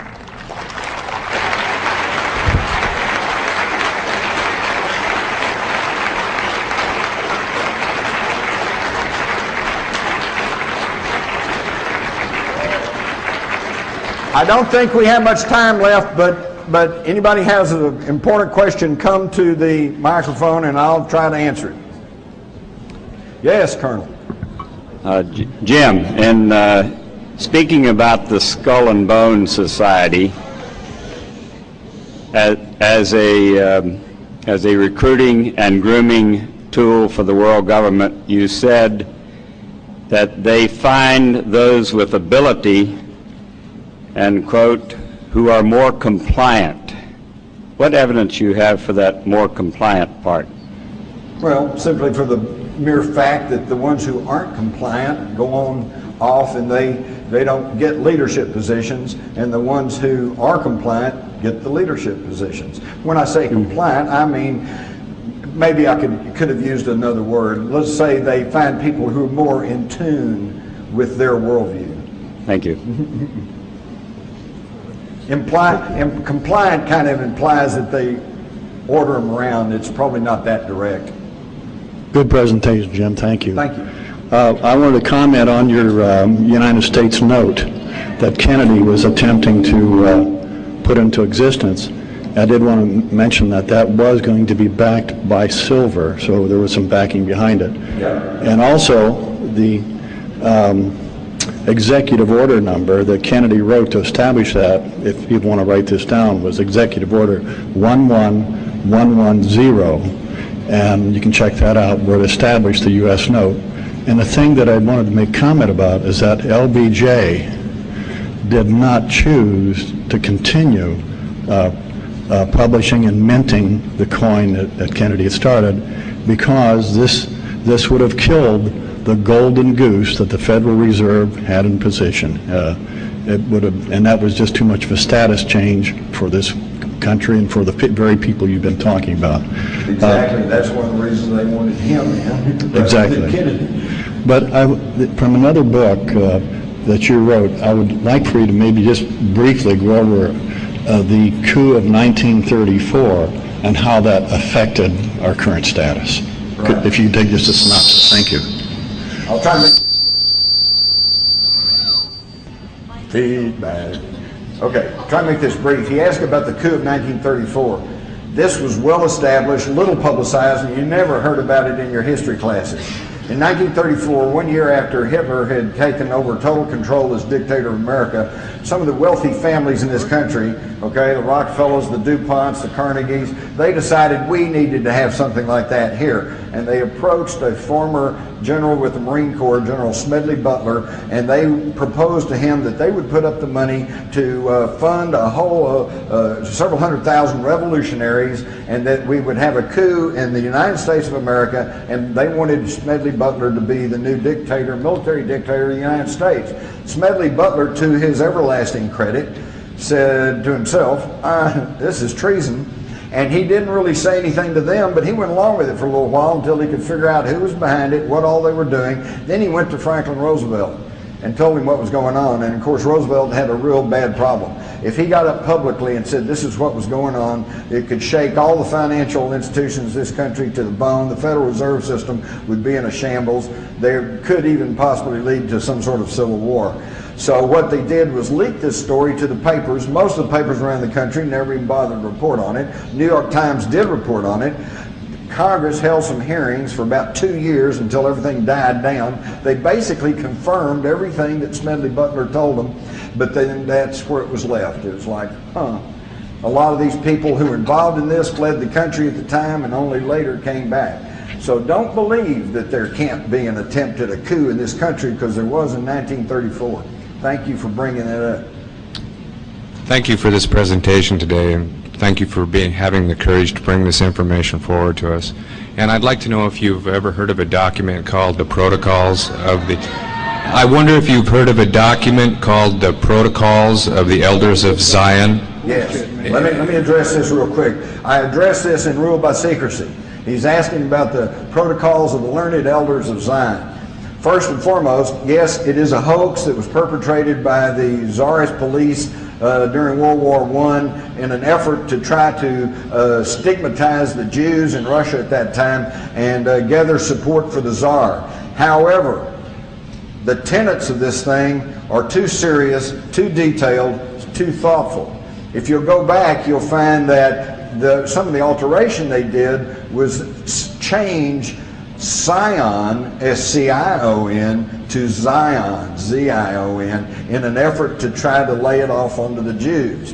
Zion, of course, brings us into the Priory of Sion, and several scholars have decided that the protocols are legitimate, but they are a document of the Illuminati, not the Jews, okay? So what you have to do, my advice to you is to try to find a copy of the protocols and read them. It is really chilling because it's just like the report from Iron Mountain. They can claim it's a hoax, but when you read it, you know this is not a hoax. It's a game plan for taking over the world. But again, let me emphasize, this was not done by the Jews, okay? The Jews have been as victimized by these people as everybody else.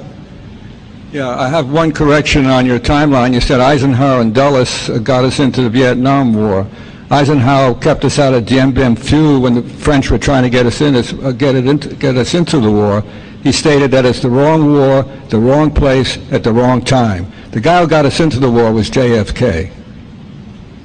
Well, I would disagree with you on that, although what you said essentially is correct. The reason that they didn't want to go in with the French is because they didn't want the French in there.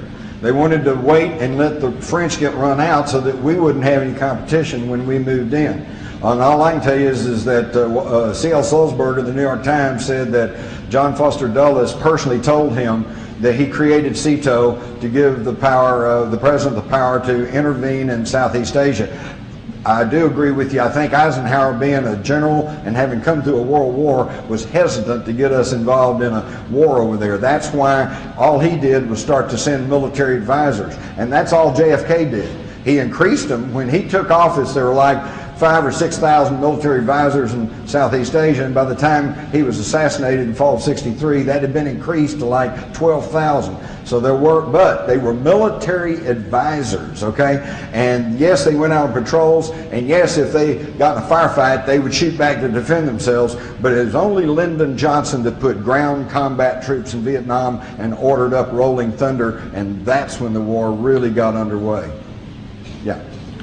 Jim, I was wondering if you could offer any comments on FEMA, also its authority and possible place and role in this game. I got a question for you all. Since when is it the job of FEMA to investigate the tragedy of the space shuttle?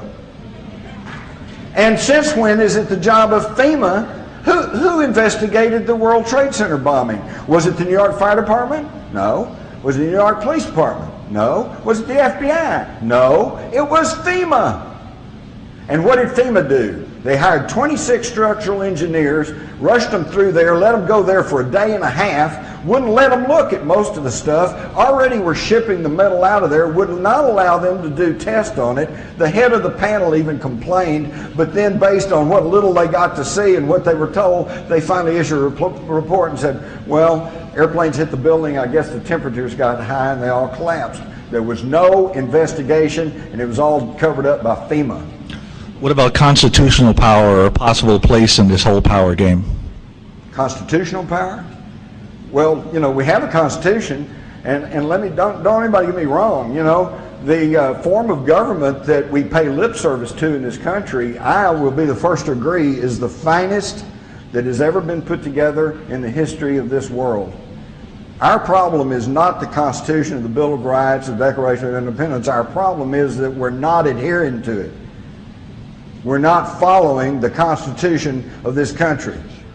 When the President of the United States gets up and says, my lawyers have informed me that I don't even have to consult with Congress to go fight a war over in the Middle East, he obviously has not read the Constitution of the United States, because it plainly states that only Congress shall have the power to declare war.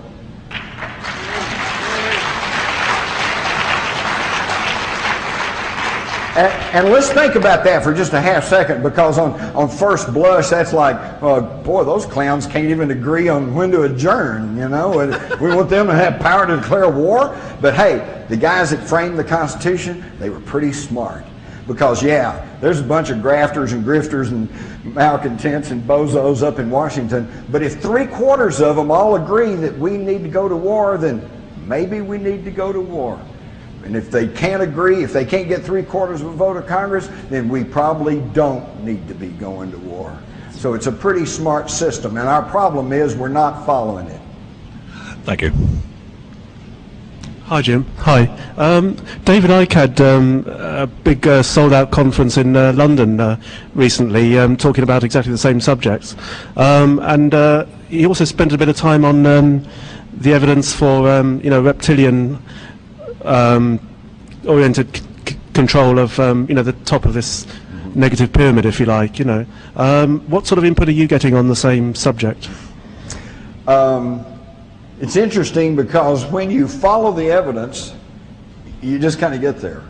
But let me tell you something. I met David Icke, and I kind of like David. And it's interesting because I wasn't even aware of him until at the last moment writing Ruled by Secrecy. And yet we were both following the evidence, and we were both running pretty parallel. The big difference is this. Along with my newspaper background, I also augmented my low reporter's pay by working and dabbling in public relations and advertising. And I know enough about public relations that I don't believe I'm going to really win friends and influence a lot of people by publicly calling the Queen Mother of England a 200-year-old reptilian cannibal. It's not to be saying it's not true, it's just I'm just saying I'm not saying that. Thanks. Have I got just one very quick one, if that's okay? You were talking about intervention in evolution. What's information have you got on this thing about rhesus negative blood and possible link with alien abductees as well? The possible link with what? The idea that there shouldn't be people with rhesus negative blood, in theory. Oh, well, there's all kinds of strange things. I'm not, you got to understand, folks, I don't claim to be a huge expert in particularly anything. I'm the last of a dying breed. I'm a generalist, okay? I know a little bit about a lot of things. And I want to tell you something, I think that's sorely missing in this country today. The problem we have in this country, thank you, is I know doctors and lawyers and professional people, computer experts, and they're brilliant, they're well educated, and they're very thoughtful, but they got tunnel vision. All they know is what they know. In fact, some of the most closed-minded people I've ever run into are medical doctors. And the thing is, so where is there a place in our society for a philosopher? Or a generalist, somebody knows a little bit. Somebody's got to step back and look at the forest instead of inspecting the trees all day. And that's what I'm trying to do. I'm not going to tell you I got it 100% right, but this is what I see. Thanks, Jim. Hi, I was just going to thank you, Jim, for being a generalist and doing our homework for us. What I think is really frightening is that most Americans aren't aware of what is in the Homeland Security Act, including myself. Including Congress. They don't know what's in there. And I was going to ask you, I had heard something that they were going to be keeping track or making a list of what library books we check out, and I was wondering if that was part of the Homeland Security Act. Yes, it is. And they can go into your library and question your librarian to turn over your records, and under the law, she cannot even she's subject to prosecution if she informs you that they're investigating you. Thank you. I'm telling you, what you don't know can hurt you. That's scary. We got time. We got two more. One more. We got time for one more. Sorry. Yeah. Hi. Have you ever considered this war against Iraq is not over oil? That because Colin Powell is to show proof of Iraq tie-in with Al Qaeda. So maybe if we get to Iraq, we'll get to Osama bin Laden. No, if we want to get Saddam bin Laden, we need to go to Saudi Arabia. There's where the problem is. They are the ones who have financed militant Muslims all around the world. They are the ones who have financed Salim bin Laden. And by the way, I gotta say quickly three things that you have to understand. I mentioned these to understand what's going on right now. Who put George W. Bush in the oil business? Who put up the money? Salim bin Laden, Osama bin Laden's older brother, put George W. Bush in the oil business, had extensive holdings down in South Texas. It's all been written about in Texas, but you haven't heard about it. The Bushes and bin Ladens are like that, not only in business-wise, but socially. In 2000, George Herbert Walker Bush and the family went to Saudi Arabia and visited with their good buddies, the bin Ladens. What do you think the odds are of that? Number two thing you have to understand is that I've already mentioned is that Prescott Bush was an unrepentant supporter of Hitler at a time of war. Not just a Nazi sympathizer, he was working to provide money and materials to our enemy in a time of war. The acorn never falls too far from the tree. And three, you have to understand that the Bushes and the Windsors are the same bloodline. And once you understand this, everything starts taking on a little bit different view. And I thank you all for your time and patience.